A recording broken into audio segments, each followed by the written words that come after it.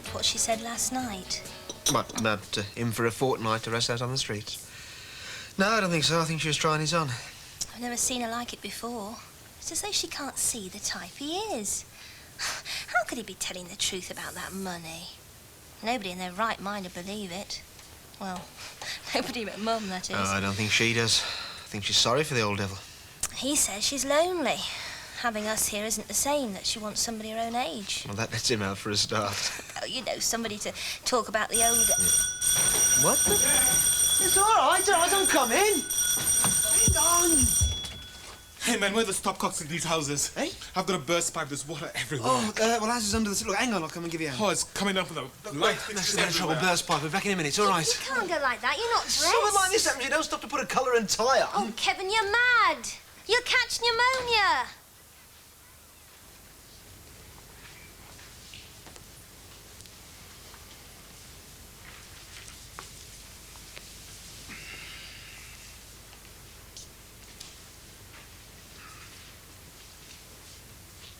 Feeling better What? than you were last night? You're in a dreadful mood. Absolutely foul. Saying things you couldn't possibly mean and making me forget to tell you the important news. What's that? J. Henry Pollard. What about him? Well, he's the Pollard. You know, the multimillionaire, the one who married that model. It was in all the newspapers. So? Oh, I give up on you. I really do. If he's buying the garage and if you are handling the deal, then that'll be an in. That. He says modestly. Oh, it matters, my sweet. It really does. If you can make a good impression on a man like that, we could be made for the rest of our lives. Sal, I am not out to impress him. I'm merely handling a deal that he's taking an interest in. If it works out as I hope, I probably shan't even meet the man. So don't go having dreams about producing him at a cocktail party like a trump card.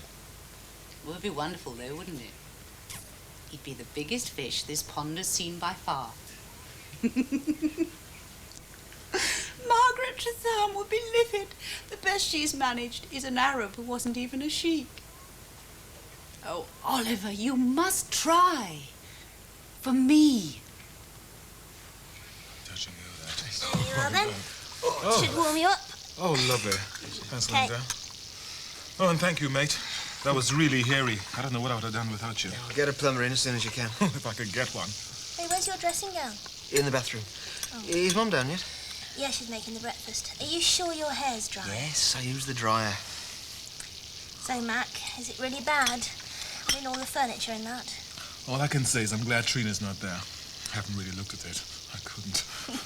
Yeah, the trouble was, you see, let the house get too cold. Didn't you know you had a frozen pipe? Yeah, but I thought it would right itself. They do sometimes, You you know. should have known better. How's Kat? She seems a bit quiet this morning. Yeah, it's nothing to do with you. Oh. It's us and Uncle Wally. Still trying to get her to elbow him out, are you? Can you blame us? He's a pain in the neck. I mean, listen now. I mean, can you hear anything? Apart from Mum in the kitchen. No. No, exactly. He's still asleep. I mean, can you believe it? All that noise of you and Kevin in the hall. Thinking he'd come down and given you a hand, wouldn't you? No, not really. Anybody else would. Anyway, keep quiet in front of Mum. I don't want to go worrying her. Okay. But he's not staying any longer than a fortnight. It's either us or him. Well, my money's on Uncle Wally, the way things are now.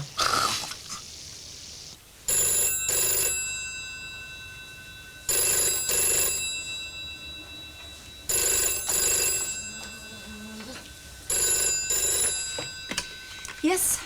Good morning. Is Mr. Banks still at home by any chance? Well, yes, he is. Oh, good. I was hoping to catch him before he left for the office. If I might just have a word. Well, I'm afraid he's in the shower at the moment. Ah, I see.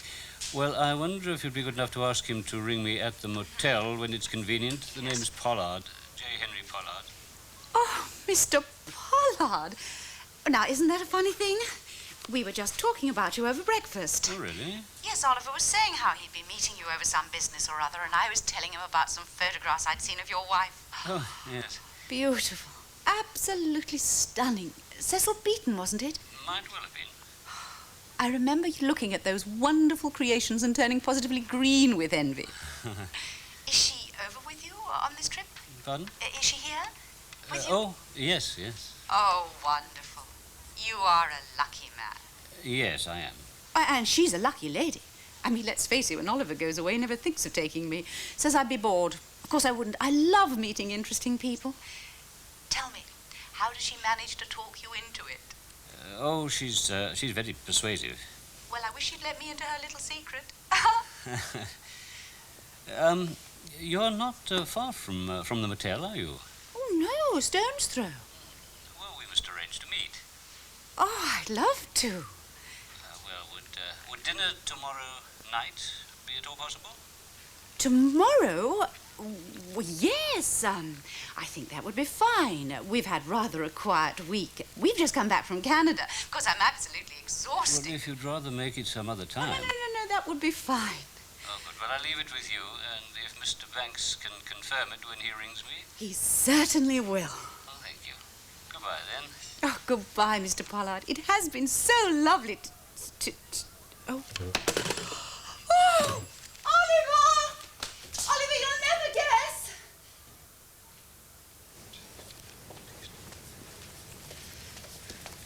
Ah. I meant you to bring coffee for both of us, not just me. Well, you didn't say. Oh, never mind. Sit down, please. Oh. Sit down. Nobody's coming through this way now.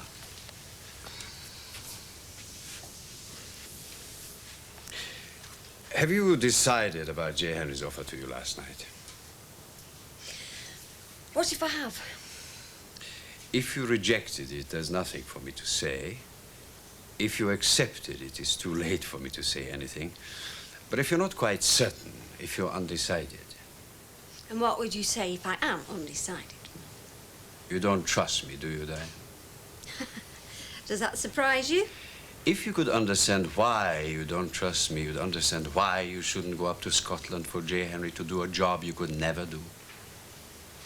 The more you try and talk me out of going, the more I'm likely to go. That's what I understand about not trusting you. No, Diane. There's much more to it than that. Why don't you trust me? After our weekend together, you asked me that. Forget the weekend. What is it about me that you so distrust as your boss? Would you like it on the chin? I know the answer, you see. I'm trying to find out if you do. You kick people who can't kick back. Go on. You got no private life. You're like a robot. Robot? I never thought of myself like that. No private life. What about her weekend? Wasn't that rather private? You took me away like somebody who takes a meal between shifts. I still don't understand you. I'm not arguing with you. I'm trying to find out your view. My view, Mr. Paul, is that you spend all day and every day just trying to get on in business. Then you see. What do I see? You are absolutely right. I am what is known as management material. I do crack whips, I kick people about, I'm not to be trusted, and even when I'm trying to be most human, I am not to be trusted. Would you like to be like that? I don't think so. I think too highly of you to think anything like that. I like being me, but I don't think you would. That's all I have to say. Except this.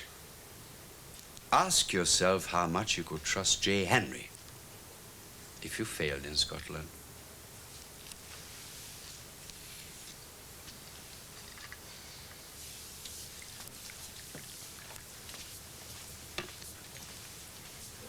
Thank you very much. Hello, Di. I said hello to you before breakfast. Yes, but you don't seem like the same person now. Well, maybe I'm not the same person. Huh? J. Henry seems to think that I'd be the makings of a boss. Oh, you're not still hesitating about that? Well, everybody seems to think I should hesitate indefinitely. Except the person who matters, J. Henry Pollard himself. You think I should trust him, then? You saw his offer in writing. Since when could you afford to turn down such money? And since when did you think that he's going to give away so much money? Yeah, but that's different. Oh, really? Why? Because you are management material? Because you are used to dealing with millionaires? You get the hang of it. Just imitate Paul Ross. Yeah, well, Paul Ross just told me that I'm too nice to be like him. Well. Or you. Hey, Diane. Don't you let Paul Ross trick you. What do you mean, trick me? Can't you see? He's frightened that if you make a success of being assistant manager up there, Pollard might bring you back here to replace him. Huh? He's not like a robot all day and every day, you know. Last night you said he was. Well, just now he has simply told me that he thinks what's good enough for me is good enough for him as well. Robots don't think, Di. Maybe not. But this one's made me think. Oh.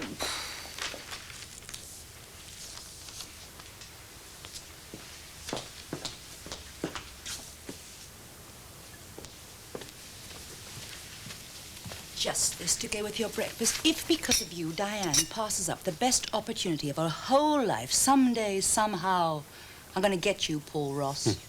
And I'm not going to do it by fighting clean.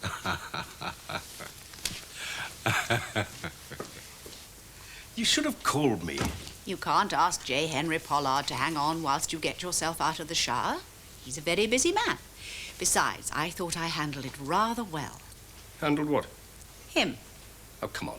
I've wangled an invitation for us to dinner. Dinner? Yes. When? Tomorrow night. Not on. Oliver! I've got a meeting with Dobson in the Langland Park. Well, you can cancel it. I don't particularly want to. What on earth? Look, there's a lot of money involved. That was one of the things I promised Dobson when he took Kevin on. They'd get the Langland Park contract. Well, now the second phase has started. We ought to get in quick. Oliver, I don't understand you. I really don't. We are talking about J. Henry Pollard, not some piddling little backstreet builder. I have no particular desire to meet the man, and even less inclination to do business with him. Well, it's too late now. I've accepted. He wants you to ring him before you leave. The number's on the pad.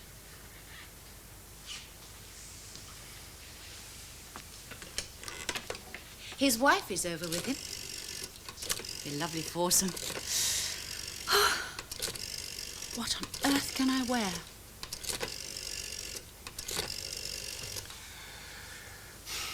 If you say no, Oliver, I will never forgive you. Crossroads Motel? Mr. Pollard, please. Mr. Banks. Putting you through. Good morning, Mr. Banks. Oh, good morning. I'm sorry I wasn't available when you called. Oh, not at all. Your wife explained the situation. We had quite a chat, as a matter of fact. Yes. There are one or two points about the sale of the garage that I need to clarify, but they can wait until we meet. I take it you are dining with us. Mr. Banks? Yes, tomorrow night. Yes, thank you. I shall look forward to it. And so shall I. You deliver, and you can have a drink with your very favorite lady, okay? Cheeky. Bye-bye. Okay, hello. What can we do for you, young man? Well, I was wondering if there's any sign of a deal being done on this place. Oh. Now we all. We could trim the price down if we can get in the next week or two. Kevin, that will depend on the buyer, won't it? You two in the demolition business, then? No, why? Well, they could be knocking this place down. Will you stop tempting fate? Stranger things have happened. So, you've got no idea then? No more than the last time I spoke to you. Have you had a word with your dad? No, should I have done? Well, he's on the lookout for a buyer, yeah. Well, there's hope for us all yet then. So I keep saying. You know, your dad's a very nice man. Am I arguing? Well, I got the feeling perhaps you didn't get on. Rebel, ain't I? Oh, you could have fooled me. Yeah, I fooled myself for a bit. But in the end, I had to give in. To him? To what he wanted for me. Just to him? Him and his army of supporters. Glenn, her mum and dad. What about your mum? Oh, well, she's something else. I haven't met her. Got a treat in store then, ain't you?